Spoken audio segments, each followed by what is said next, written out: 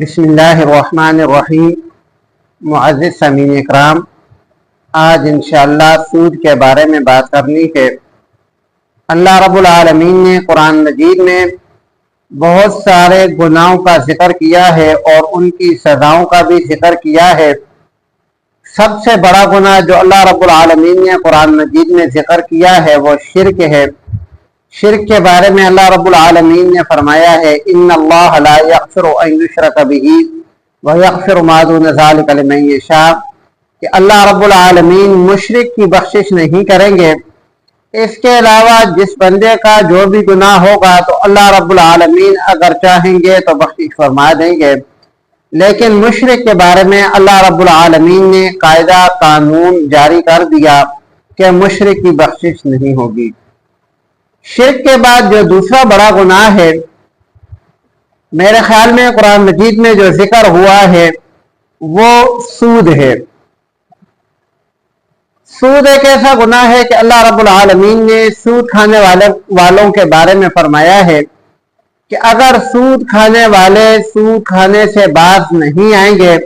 تو اللہ اور اس کے رسول کا اعلان جنگ ہے۔ تو سب سے پہلے ہم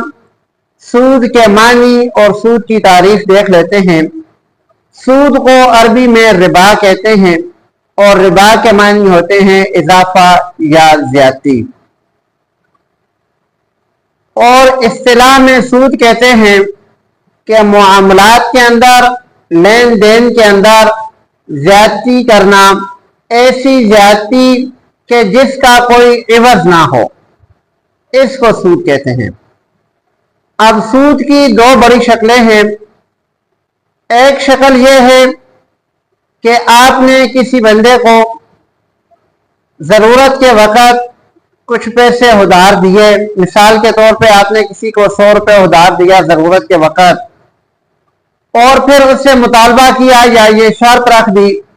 کہ آپ نے مجھے واپس 110 روپے کرنے ہیں، تو یہ سودی معاملہ ہے۔ اس کے علاوہ سودی معاملے کی ایک اور شکل یہ ہے کہ جب آپ چینج لینے جاتے ہیں اپنے پیسوں کی، مثال کے طور پر کوئی بندہ ہے وہ 1000 روپے کی چینج لینے جاتا ہے دکاندار کے پاس، یا عام طور پر عید کے موقع پر بینک میں جاتے ہیں تو بینک والے ان کو نئے نوٹ دے دیتے ہیں۔ اب یہاں پر یہ مسئلہ ذہن نشین رکھیں، اگر آپ نے 1000 روپے دیا ہے اور بینک والے یا جہاں سے آپ چینج لے رہے ہیں وہ آپ کو 1000 روپے پورا دے رہے ہیں پھر تو ٹھیک ہے، اور اگر کسی بھی نام پر کوئی کٹوتی کر رہے ہیں تو پھر وہ سود ہوگا۔ سود کی جو شکل احادیث مبارکہ میں آئی ہے، ایک یہ بھی ہے کہ ایک جنس کو دوسری جنس کے بدلے میں کمی یا زیادتی کے ساتھ اس کا آپس میں تبادلہ کرنا۔ مثال کے طور پر کھجور ہیں، اس کی کئی اقسام ہیں، ادنا کھجور بھی ہوتی ہے، وسط بھی ہوتی ہے اور اعلیٰ بھی ہوتی ہے۔ اب اگر کوئی آدمی کھجوروں کا تبادلہ کرتا ہے اور وہ یہ کہتا ہے کہ میں ادنا کھجوریں 2 کلو دے کر کسی سے اعلیٰ قسم کی 1 کلو کھجوریں لے لیتا ہوں، تو یہ سود ہوگا۔ کھجور ادنا ہو یا اعلیٰ ہو، ایک ہی جنس میں سے ہے، اور اگر کھجور کے بدلے میں آپ کھجور زیادہ دیں گے تو یہ سود ہوگا۔ اور اللہ رب العالمین نے سود کے بارے میں بہت سخت وعیدیں نازل فرمائی ہیں۔ سب سے بڑی وعید جو اللہ رب العالمین فرماتے ہیں فَإِن لَّمْ تَفْعَلُوا فَأْذَنُوا بِحَرْبٍ مِّنَ اللَّهِ وَرَسُولِهِ، کہ اگر مسئلہ معلوم ہو جانے کے بعد بھی لوگ سودی کاروبار سے باز نہیں آئیں گے تو اللہ اور اس کے رسول کا اس کے ساتھ اعلان جنگ ہے۔ قرآن مجید میں سود کی مذمت کے بارے میں اور سود کے بارے میں، اس کی تشریح کے بارے میں اللہ رب العالمین نے کئی آیات نازل فرمائی ہیں۔ ایک جگہ اللہ رب العالمین فرماتے ہیں یمحق اللہ الربا ویربی الصدقات، اللہ رب العالمین سود کو کم کرتا ہے اور صدقات کو بڑھاتا ہے۔ سورہ بقرہ میں ایک آیت اللہ رب العالمین فرماتے ہیں یا ایھا الذین آمنوا اتقوا اللہ، اے ایمان والو اللہ سے ڈرو، وَذَرُوا مَا بَقِيَ مِنَ الرِّبَا، اور سود کے معاملات چھوڑ دو. فَإِن لَّمْ تَفْعَلُوا فَأْذَنُوا بِحَرْبٍ مِّنَ اللَّهِ وَرَسُولِهِ، اور اگر تم ایسا نہیں کرو گے، سودی معاملات کو نہیں چھوڑو گے، تو اللہ اور اس کے رسول کا تمہارے ساتھ اعلان جنگ ہے. وَإِن تُبْتُمْ فَلَكُمْ رُءُوسُ أَمْوَالِكُمْ، اور اگر تم توبہ کر لو، اللہ رب العالمین کے احکام کو مان لو، اللہ رب العالمین کے حکم کے سامنے اپنا سر تسلیم خم کر لو. وَإِن تُبْتُمْ فَلَكُمْ رُءُوسُ أَمْوَالِكُمْ، تو تمہارے جو اصل مال ہیں، جو تمہارا اصل زر ہے، وہ تمہارے لیے جائز ہے، حلال ہے. لا تظلمون ولا تظلمون، نہ تم ظلم کرو اور نہ تم پر ظلم کیا جائے. اب سود حرام کیوں ہے؟ تو اس کی سب سے بڑی وجہ یہ ہے کہ اللہ نے حرام کر دیا ہے تو حرام ہے. کیوں کا سب سے بڑا جواب یہی ہے کہ اللہ کا حکم ہے کہ سود حرام ہے، نہیں کھانا تو نہیں کھانا. لیکن ایک حکمت قرآن مجید نے بیان فرمائی ہے، کئی لا یکون دولۃ بین الاغنیاء منکم، تاکہ دولت سمٹ کر چند امیر لوگوں کے ہاتھوں میں ہی نہ آ جائے. جب اللہ رب العالمین نے سود کو حرام کیا ہے تو اس کے متبادل اللہ رب العالمین نے شریعت کے اندر معیشت کا ایک پورا نظام رکھا ہے، اور اس کے اندر اللہ رب العالمین نے دولت کو چند ہاتھوں میں نہ آئے اس کے لیے اصول بنایا ہے، زکوٰۃ کا، صدقات کا، خیرات کا. زکوٰۃ جو ہے صاحب نصاب کے اوپر سال میں ایک دفعہ 2.5% اپنے مال کے حساب سے فرض ہوتی ہے. اس کے علاوہ مالی عبادات میں سے یا اسلامی معاشی نظام میں عشر ہے اور صدقہ فطر وغیرہ یہ چیزیں ہیں. اسلام کے معاشی نظام میں اگر آپ قربانی کو غور سے دیکھیں تو اس سے اربوں کے حساب سے دولت جو ہے وہ پوری دنیا کے اندر اور تقریباً تمام شعبہ زندگی کے اندر سرکولیٹ ہوتی ہے. تو یہ اسلام کا معاشی نظام علیحدہ ہے، اس میں سود کی گنجائش نہیں ہے، بلکہ اسلام کا معاشی نظام جو ہے صدقہ، زکوٰۃ اس چیز کو فروغ دیتا ہے اور سود کی حوصلہ شکنی کرتا ہے. انسان سودی کاروبار کرتا ہے تاکہ اس کا مال و دولت بڑھے،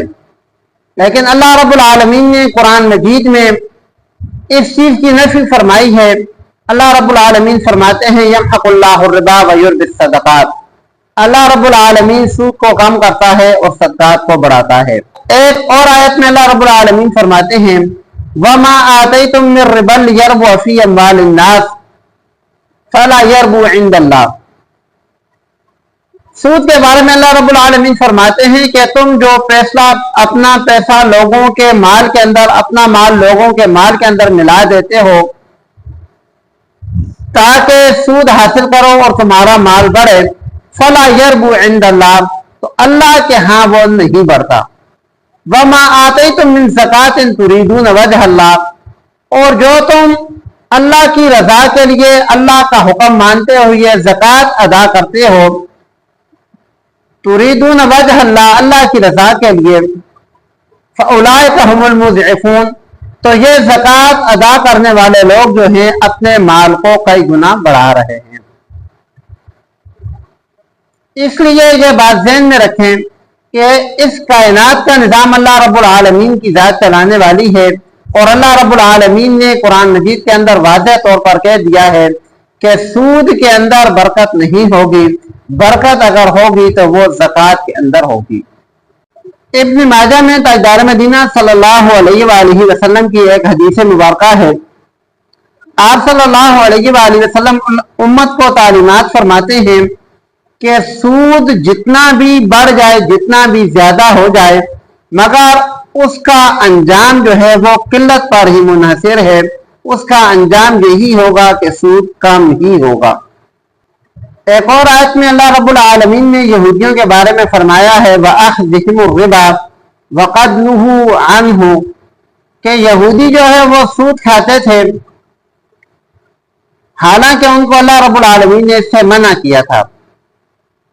اور سود اس کی کتنی مذمت ہے، یا اللہ رب العالمین اور پاک پیغمبر صلی اللہ علیہ وآلہ وسلم نے اپنے عمل سے سود کو کیسے ختم کیا ہے، اس کی ایک مثال اگر ہم دیکھیں تو جب آپ صلی اللہ علیہ وآلہ وسلم مکہ مکرمہ سے ہجرت کر کے مدینہ منورہ تشریف لائے، یہودیوں کے ساتھ جو آپ صلی اللہ علیہ وآلہ وسلم کا معاہدہ ہوا، اس میں یہ بات طے تھی کہ ہر فریق کو اپنے مذہب کے مطابق اپنی زندگی گزارنے کی اجازت ہوگی، لیکن اس میں بھی آپ صلی اللہ علیہ وآلہ وسلم نے ایک یہ چیز رکھی تھی کہ سودی کاروبار کی اجازت نہیں ہوگی۔ یہ سود ایک ایسا کام ہے کہ تمام مذہب کے تمام لوگ اپنا اپنا کام کرتے رہے، تو وہ جو ہے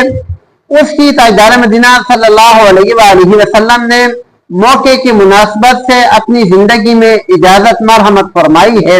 لیکن سود کی اجازت وہاں بھی آپ صلی اللہ علیہ وآلہ وسلم نے نہیں دی۔ ایک اور آیت میں اللہ رب العالمین فرماتے ہیں یا ایھا الذین آمنوا لا تأکلوا الربا اضعافا مضاعفا، اے ایمان والو سود بڑھا چڑھا کر نہ کھاؤ، واتقوا اللہ اور اللہ سے ڈرتے رہو، لعلکم تفلحون تاکہ تم کامیاب ہو جاؤ، فلاح پا جاؤ، واتقوا النار التي اعدت للکافرین، واتقوا اور ڈرو النار التي اس آگ سے اعدت للکافرین جو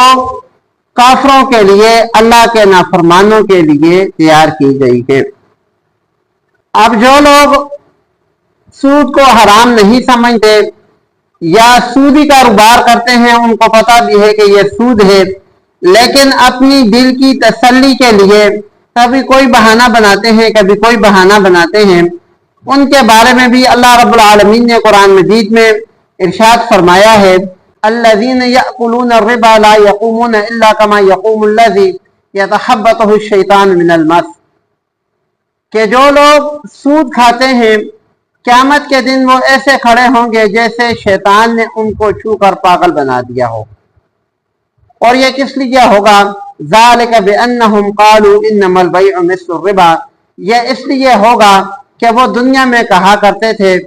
کہ یہ جو سود ہے یہ خرید و فروخت کی طرح ہی ہے، یعنی جس طرح خرید و فروخت سے مال کے اندر بڑھوتری ہوتی ہے، اضافہ ہوتا ہے، سود کے اندر بھی ایسے ہی مال کے اندر اضافہ ہوتا ہے۔ تو اس گناہ کی سزا اللہ رب العالمین ان کو یہ دیں گے کہ قیامت کے دن وہ جب اٹھیں گے تو ایسے پاگلوں کی طرح کھڑے ہوں گے جیسے شیطان نے ان کو چھو کر پاگل کر دیا ہو۔